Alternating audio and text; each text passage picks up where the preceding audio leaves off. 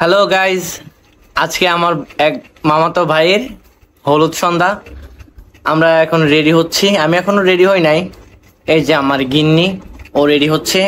আর ওই যে বাচ্চা মেয়েটাকে দেখছেন, এটা হচ্ছে আমার বাগনি, ওই রেডি করাচ্ছে।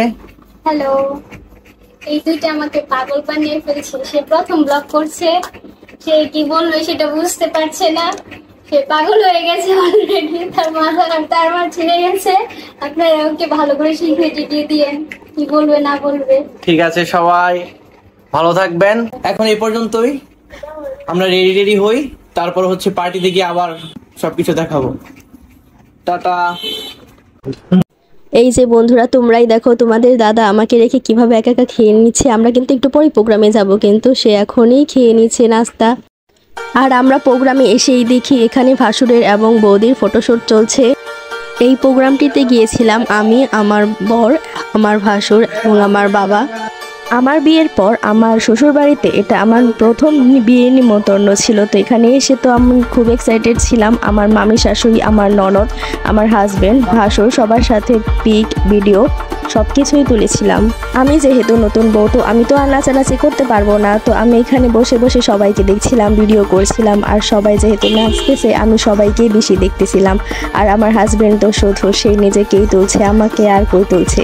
তো যাক, এই তো একটু সুযোগ পেয়েছি আমি আর আমার ননদ, একটু ভিডিও করলাম। আর এই তো বর এবং কনে, দেখো তারা কিভাবে নাচছে, খুবই ভালো লাগছে তাদের দেখে। আমাদের কথা মনে পড়ে যায়, কিন্তু গায়ে হলুদ একসাথে হয়নি, আমাদের আলাদা আলাদা হয়েছিল।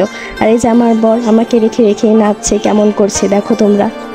আর হ্যাঁ বন্ধুরা, তোমরা যদি আমাদের বিয়ের ভিডিও দেখতে চাও সেটাও কিন্তু দিব, কিন্তু সেটার জন্য অবশ্যই কমেন্ট করে তোমাদের রাখতে হবে। সবার নাচানাচি দেখে তো আমারও খুব নাচতে ইচ্ছে করছে, কিন্তু কি করার, আমি তো নতুন বউ, আমার তো নাচ করা যাবে না। তাই আমি শুধু দেখছিলাম। এখানে সবাই কি বলবো, ছোট বড় সবাই, ভাসুর, বাবা, সব মামা শ্বশুর সবাই মিলে এখানে নাচতেছে। আমি শুধু বসে বসে দেখতেছি আর হাসতেছি, আমার আর কিছু করার নেই। আসলে এই গ্রামের গায়ে হলুদের প্রোগ্রামগুলো অনেক আনন্দের হয়। এখানে সব আত্মীয় স্বজনরা আসে এবং তারা সবাই মিলেমিশে আনন্দ করে। তো এটা সত্যি একটু অন্যরকম ফিলিংস।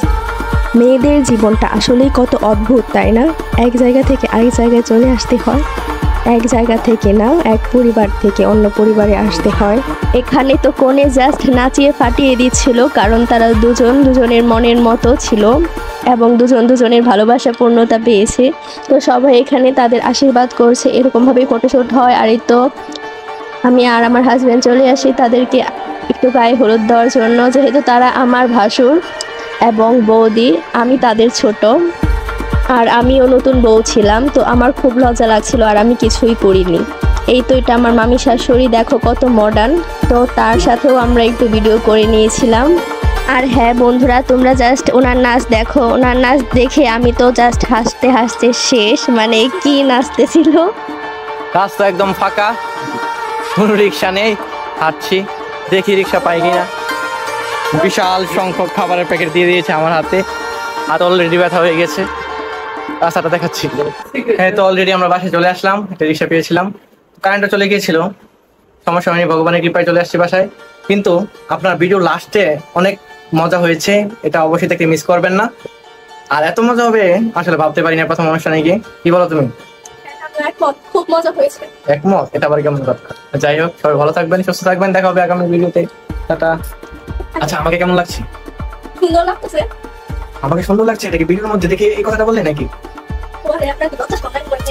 ও, আমার তো লজ্জা শোনা ছিল কখনো না, ছিল না। কেন? লজ্জা পেলে একটা কথা সবাই মনে রাখবেন, লজ্জা পেলে ব্লগ করা যাবে না।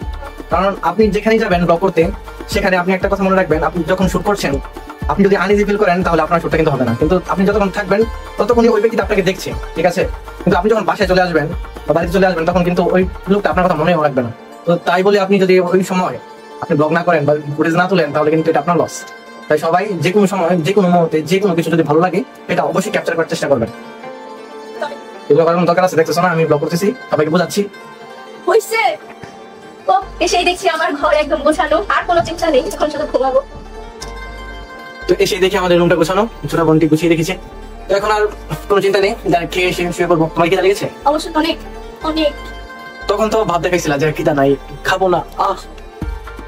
এমন তারপর কেউ মারে, তারপর ভিডিওর মধ্যে অডিয়েন্স দেখে ভালোবাসা দিবে না তো। ভালোবাসা এটা ভালোবাসা দাও। এই ক্যামেরাটা ওইখানে কেন? আপনি গুড করে দিয়ে গেছেন। সবাইকে গুড নাইট। হরে কৃষ্ণ, নমস্কার সবাইকে। আচ্ছা, আমাদের ভিডিওটা কি ভালো লেগেছে?